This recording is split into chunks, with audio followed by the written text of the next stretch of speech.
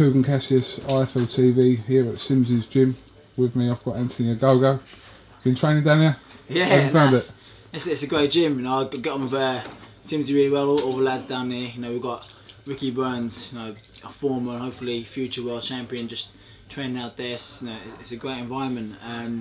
So I want to be the best one day. So it's great for me to come down and see the likes of people like Ricky Burns and see Tony train Ricky, and, you know, and see what they do and just kind of learn really. So it's it's a great gym, and I've had a couple of good days sparring, and I'm back down again tomorrow to finish the week off well. You've just been added to the July 12th card in Liverpool collision course, which was announced the other day. So must be pleased to be getting another fight. Not so soon after, mate, but yeah, relatively soon. Nah, it's great, yeah. So big thank you to Golden Boy and big thank you to Eddie Hearn at Matchroom Sport for, you know, for sorting it out for me. No, I really appreciate that. Like I always said, Coogan, you know, obviously I fight for Golden Boy, but I'm very proud to be British, and I feel very happy that Eddie and Golden Boy have come to an arrangement to let me fight in the UK and let me build up a fan base over here. So Liverpool's a great city as well. You know, I won the World Junior Championships back in 2005 in Liverpool. Me and Cal Yafai both did. So it's a city that, you know, I hold close to my heart, because every time I go there, and I think it's in St George's Hall, and every time I walk down the Liverpool city centre, it's no, but I say it brings back memories when I was first became world champion. You know, as a 16-year-old. So yeah, I can't wait to get back up there and fight. And then yeah, so big thank you to those guys, to those two organisations for letting me fight on the card. And I just want to kind of go on from strength to strength after my last fight in May. Have you got over the hysteria of a Mayweather event that you were part of? Yeah, that was, no, obviously, you know, you were there. That was unbelievable.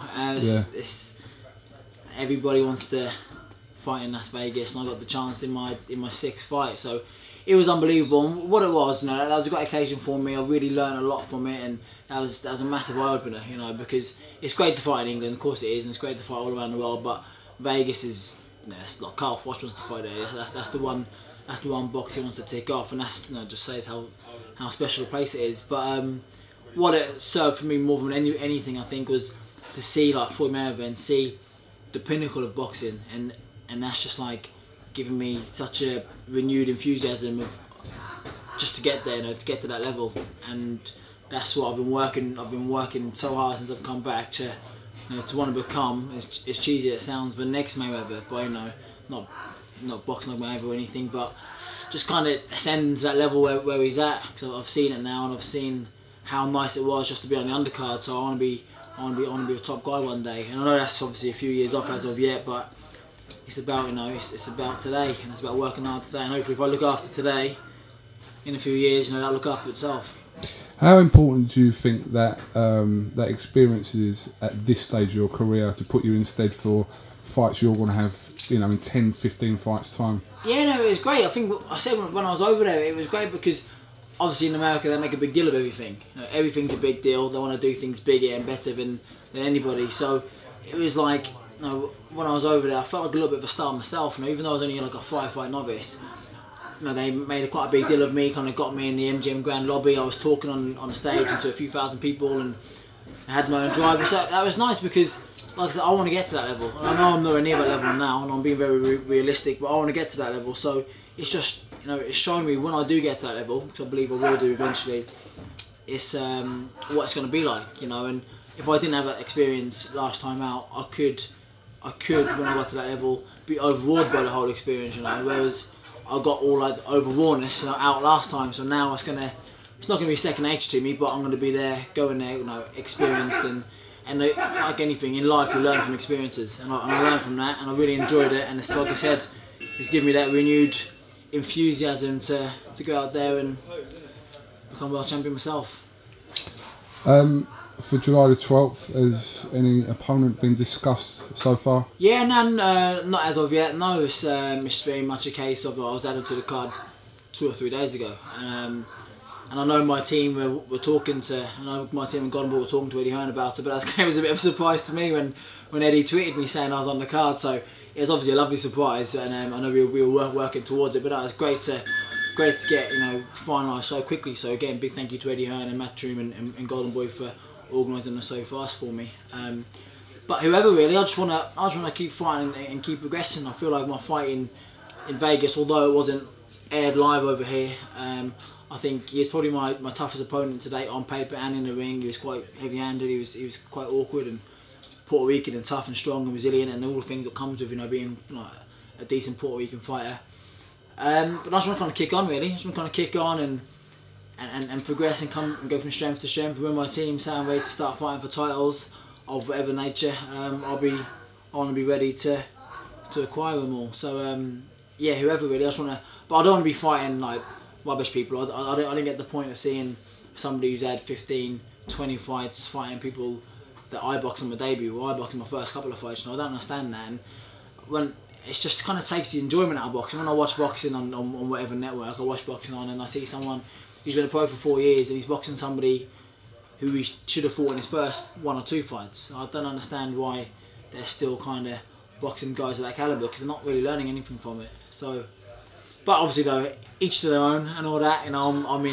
I'm in this business to become a world champion and become a great boxer. So I'll go about my own journey, and I'm sure people at home, are raising their eyebrows at the steps I take in my career. But it's not for me to kind of slag anybody else off or for them to slag me off. So yeah, I'm just chatting absolute rubbish now.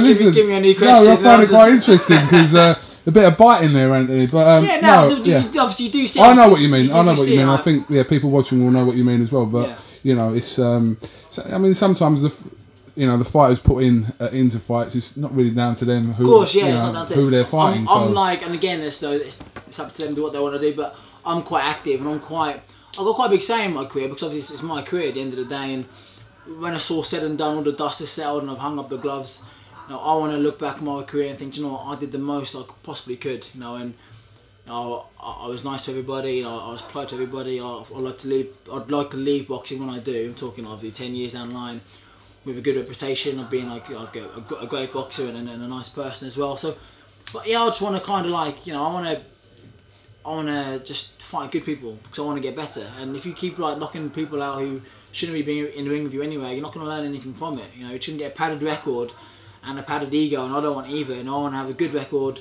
I want to keep getting exposed somewhat in fights, like I have done to this degree, so I can get back in the gym, whether I'm Simsey's gym or in Graham Everett's gym in Norwich or wherever I am. I'm learning, and I can like learn the things which I got exposed a little bit in my previous fight. And I think that's how you become a good boxer. And yeah, that's what I want to become, a good boxer. Absolutely. Quite interesting insight from you there, Anthony. I wasn't expecting this. So quite the philosopher, aren't you? You are quite the philosopher. Just finally, without going too much into the politics or anything, you're disappointed to see Richard leave Golden Boy? Yeah, I am disappointed, because Richard is, that was him. He was over for the whole Olympic Games, and he sought me out. He saw the reaction I got at the XL Arena. He saw obviously how valiantly I fought, and he knew like the backstory of what I was going through personally with my mum being ill during the Olympic Games, and he kind of got all that. And I really like Richard. I like all the guys at Golden Boy, the guys and girls at Golden Boy. They were really, really nice, and they've kind of made me feel, even though I'm 5,000 miles away, maybe more. They make me feel like part of the family. They really do. They're always in contact over here, even though it's an 8-hour time difference. They're great guys. But personally, professionally, it's not going to make any difference, because obviously I'm signed to Golden Boy, and it's in Golden Boy's best interest to make me a world champion. I want to become a world champ. It's in their best interest to make me a world champ. So it's not going to affect anything personally, professionally, sorry. But personally, I really got on with Richard really well. He was a great guy. I was very close to him. So obviously, but no, I wish him all the best in his future endeavours. But obviously, this is a business at the end of the day of what I've learned, and everybody says pro boxing is very much a business. So you've got to do what's right for yourself, and what's right for myself is fighting July 12th, getting a good performance in, getting a good win in, and then hopefully, it's yet to be confirmed yet, but we're talking about being on the undercard when Calbrook fights Sean Porter, which will possibly, I think it's August 9th in Barclays Centre in New York. So that'd be another great opportunity for me to fight. Obviously, that'd be covered by Sky as well, being obviously a matchroom fighter. So no, it's great. So the next 8 weeks or so, I've got it mapped out, fighting in Liverpool, and then fighting in New York. 2 great cities, 2 great boxing cities, and then we'll go from there really, and we'll attack the rest of the year from then. All right, Anthony Ogogo, it's been really interesting talking to you today. Are you training here again for a while? Yeah, or? I think I'm sparring. I think I'm sparring John Ryder. I had a great spar with John Ryder yesterday. Somebody that I rate really highly. You know, he's a terrific pro, John, and I think yeah, he's a great bloke. Like I said, I get on really well with Tony Sims, so we help each other out with sparring. So I've been helping him out. He's been helping me out. So it's, I think I'm sparring again with John tomorrow, and yeah, hopefully get another good few rounds in, and then chill out for the weekend and support England. Absolutely. Start of World Cup starts today. Alright, Anthony, thanks for talking to IFL TV. Cheers, and like I said, we'll wish you the best of luck in your camp leading up to the 12th. And then hopefully again we'll see you in America as well. Perfect. Cheers, mate. Alright, thank you very much.